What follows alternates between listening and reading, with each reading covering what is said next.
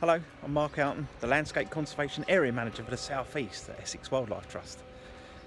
I've done a few of these videos, but I've decided to really highlight the wonderful swift, my favourite bird. So I'm going to tell you some fun facts. I'm going to show you what we can do for them for conservation. And just hopefully you'll be absolutely amazed at the swift as I am.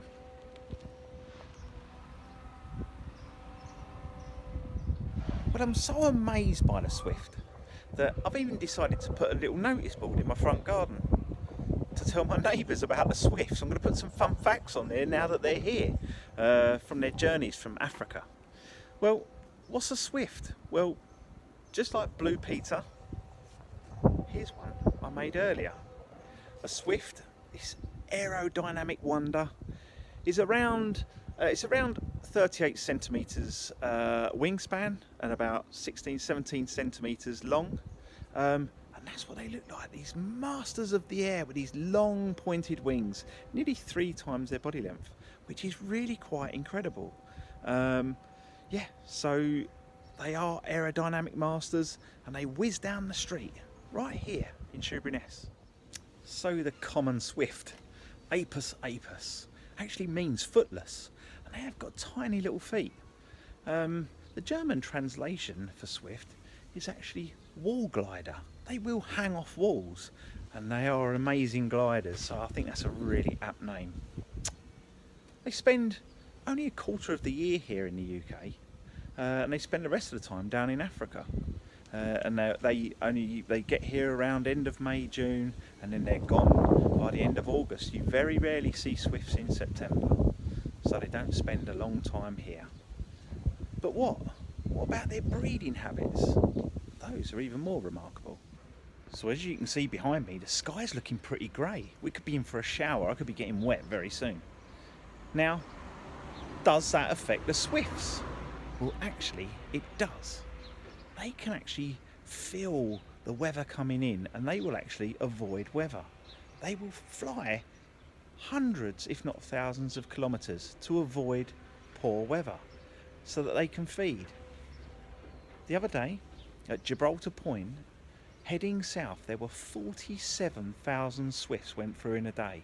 47,000 swifts.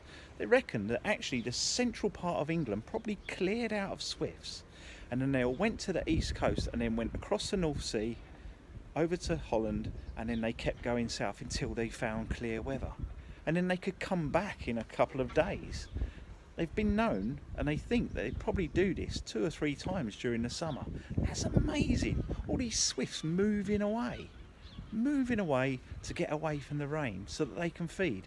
That is quite remarkable. Now, what about the chicks that are in the nest? What about those birds? Surely they would perish. But no.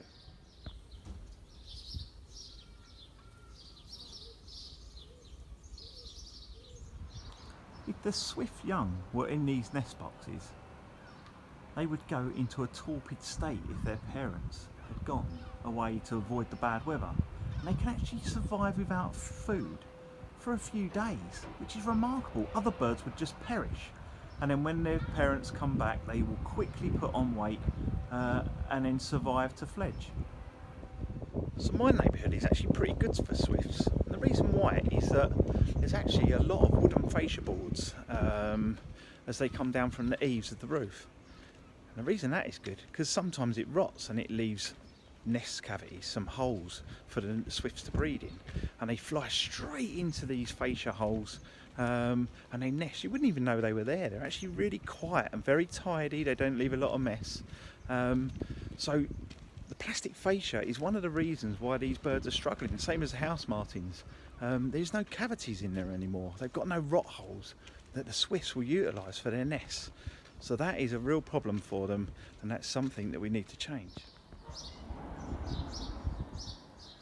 So with swifts declining around 55% since the 90s, what can we do to help them? Well, we can put up these swift nest boxes.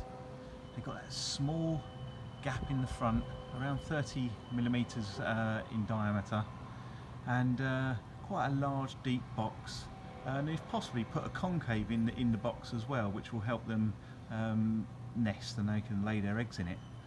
And you can play swift calls to attract the neighbourhood swifts to use your box. And you can also put swift bricks into your house if builders or developers are building houses. They can actually install swift boxes so there's ready-made homes for our wonderful, remarkable swifts. So once your nest boxes are in place, you can actually get audio tracks of swift calls to try and draw the neighbourhood swifts in. And as you can see, I played them from near my nest boxes, and the swifts are absolutely zooming in front of my house. So hopefully they'll nest this year. If not, I'll try again next year. But one thing's for sure, it is really exciting to see. So the rain has finally come, so I've tucked myself out the way. But I just wanted to finish off by just reminding you of what a remarkable bird the swift is. They are the fastest bird on level flight. They will fly 70 miles an hour on level flight. They are actually closely related to the hummingbird. In fact, closer relation to the hummingbird than they are to swallows and house martins. They will eat thousands of insects in a day. They will actually sleep, mate and feed in the air. They will actually switch off different halves of their brain so they can actually sleep. Their young can be left alone for days on end and go into a torpid state and will not perish like other birds will. And they will actually, swifts will fly hundreds of miles away to avoid bad weather. Wish I could do that. I could do doing that now actually. They actually, in the old days, people didn't realise that they actually migrated, and they thought that they actually buried themselves in the mud in ponds and hibernated through the winter. Quite remarkable. But one thing is they are declining. They've declined by a significant amount, over 55% since the 90s. And one thing we can do is put up swift nest boxes, install nest bricks, to give these wonderful birds somewhere to nest, and then we can enjoy them for many, many more summers and hear their screaming call overhead.